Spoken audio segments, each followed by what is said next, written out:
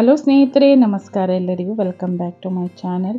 ಈ ರೀತಿಯಾಗಿರುವಂಥ instant hair ಆಯಿಲ್ನ ಹೇಗೆ ಮಾಡೋದು ಅಂತ ನೋಡೋಣ. ಇದು ನನ್ನ ಕೂದಲಿಗಂತೂ ತುಂಬ ಒಳ್ಳೆ ಬೆನಿಫಿಟ್ ಸಿಕ್ಕಿದೆ, ಅಂದರೆ ಒಳ್ಳೆ ರಿಸಲ್ಟ್ ಸಿಕ್ಕಿದೆ. ನನಗೆ ಕೂದಲು ತುಂಬಾ ಉದುರು ಬಿಟ್ಟಿತ್ತು. ಎಲ್ಲನೂ ಟ್ರೈ ಮಾಡಿ ತುಂಬ ಕೂದಲು ಉದುರು ಬಿಟ್ಟಿತ್ತು. ಇದನ್ನು ನಾನಷ್ಟೇ ಅಲ್ಲ ಸ್ನೇಹಿತರೆ, ನನ್ನ ಮಗಳಿಗೂ ಇದನ್ನು ಹಚ್ತಾ ಇದ್ದೀನಿ. ಹೇಗೆ ಮಾಡೋದು ಅಂತ ನೋಡೋಣ ಬನ್ನಿ. ನೋಡಿ, ಒಂದು ಪ್ಯಾನ್ ಇಟ್ಕೊಂಡು ನಾನು 1-2 ಸ್ಪೂನ್ ಆಗೋಷ್ಟು ಕೊಬ್ಬರಿ ಎಣ್ಣೆ ಜೊತೆಗೆ 2 ಸ್ಪೂನ್ ಆಗೋಷ್ಟು ಆಲ್ಮಂಡ್ ಆಯಿಲ್ ಅಂದರೆ ಬಾದಾಮಿ ಎಣ್ಣೆನ ಹಾಕ್ಕೊಂಡಿದ್ದೀನಿ. ಬೇಕಿದ್ರೆ ಹರಳೆಣ್ಣೆನೂ ಹಾಕೋಬೋದು. ಅದ್ರ ಜೊತೆಗೆ 1 ಸ್ಪೂನು ಅಗಸೆ ಬೀಜ, ಇನ್ನೊಂದು ಸ್ಪೂನು ಮೆಂತ್ಯಕಾಳು. ಅಗಸೆ ಬೀಜ ಮತ್ತು ಮೆಂತ್ಯಕಾಳು ನಮ್ಮ ಕೂದಲಿಗೆ ತುಂಬಾ ಒಳ್ಳೆಯದು. ಅಗಸೆ ಬೀಜ ಹಾಕೋದ್ರಿಂದ ಕೂದಲು ತುಂಬ ಸಿಲ್ಕಿಯಾಗಿ ಸಾಫ್ಟಾಗಿ ಬರುತ್ತೆ. ಹಾಗೆ ಮೆಂತ್ಯಕಾಳು ನಮ್ಮ ನೆತ್ತಿ ಏನಿದೆಯಲ್ಲ ಅದು ತಂಪು ಮಾಡುತ್ತೆ, ಕೂದಲಿಗೂ ತಂಪು, ನಮ್ಮ ಕಣ್ಣಿಗೂ ಕೂಡ ಒಳ್ಳೆಯದು ಸ್ನೇಹಿತರೆ. ಈ ಥರ ಆಯಿಲ್ನ ವಾರಕ್ಕೆ 2 ಸಲ ಮಾಡಿ ಹಚ್ಕೋಬೇಕು. ಮತ್ತು ಸ್ನೇಹಿತರೆ, ಜಾಸ್ತಿ ಇಂಗ್ರೀಡಿಯೆಂಟ್ಸ್ ಹಾಕಬಾರ್ದು. ಹಾಕಿದರೆ ಎಣ್ಣೆ ತುಂಬ ಥಿಕ್ಕಾಗುತ್ತೆ. ತುಂಬ ಥಿಕ್ಕಾಗಿರೋ ಎಣ್ಣೆನ ತಲೆಗೆ ಹಚ್ಚೋದ್ರಿಂದ ಡ್ಯಾಂಡ್ರಫ್ ಸಮಸ್ಯೆ ಆಗುತ್ತೆ, ಕೂದಲು ಉದುರೋದಕ್ಕೆ ಸ್ಟಾರ್ಟ್ ಆಗುತ್ತೆ. ಎಣ್ಣೆ ಎಷ್ಟು ತೆಳುವಾಗಿರುತ್ತೋ ಅಷ್ಟು ಒಳ್ಳೆಯದು ನಮ್ಮ ಕೂದಲಿಗೆ. ಇದಕ್ಕೆ ನಾನು 2 ಕಡ್ಡಿ ಬೇವಿನ ಎಲೆ ಹಾಕ್ಕೊಂಡಿದ್ದೀನಿ. ಬೇವಿನ ಎಲೆ ಕಡ್ಡಿ ಜೊತೆ ಸಮೇತ ಹಾಕ್ಕೊಂಡಿದ್ದೀನಿ. 2 ಕಡ್ಡಿ ಅಂದರೆ ಒಂದು 10ರಿಂದ 15 ಎಲೆ ಇರ್ಬೋದಷ್ಟೇ.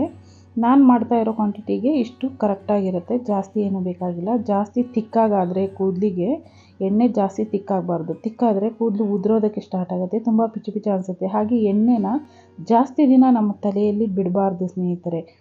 ಯಾಕಂದರೆ ನಮ್ಮ ತಲೆಯಲ್ಲಿ ಎಣ್ಣೆ ಇದ್ದಾಗ ಡಸ್ಟ್ ಅಬ್ಸರ್ವ್ ಆಗುತ್ತೆ. ಡಸ್ಟ್ ತಲೆಯಲ್ಲಿ ಕೂತಿದಾಗ ನಮಗೆ ಡ್ಯಾಂಡ್ರಫ್ ಆಗಿ ಕೂದಲು ಉದುರೋ ಸಮಸ್ಯೆ ಆಗುತ್ತೆ. ಅದ್ರ ಜೊತೆಗೆ ನಮ್ಮ ಮುಖದಲ್ಲಿ ಪಿಂಪಲ್ಸ್ಗಳು ಸ್ಟಾರ್ಟ್ ಆಗುತ್ತೆ.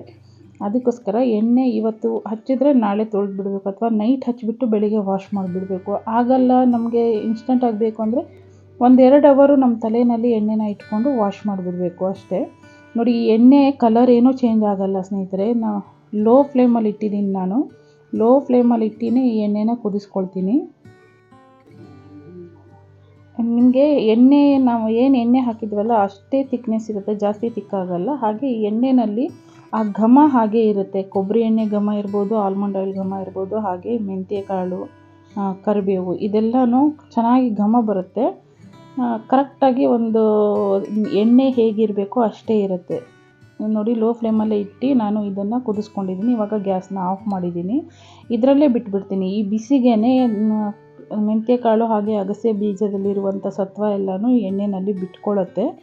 ತಣ್ಣಗಾದ್ಮೇಲೆ ಇದನ್ನು ಶೋಧಿಸ್ಕೊಳ್ತಾ ಇದ್ದೀನಿ ನಾನು. ಒಂದು 15 ನಿಮಿಷ ಬಿಟ್ಟರೆ ಸಾಕು, ತಣ್ಣಗಾಗ್ಬಿಡುತ್ತೆ.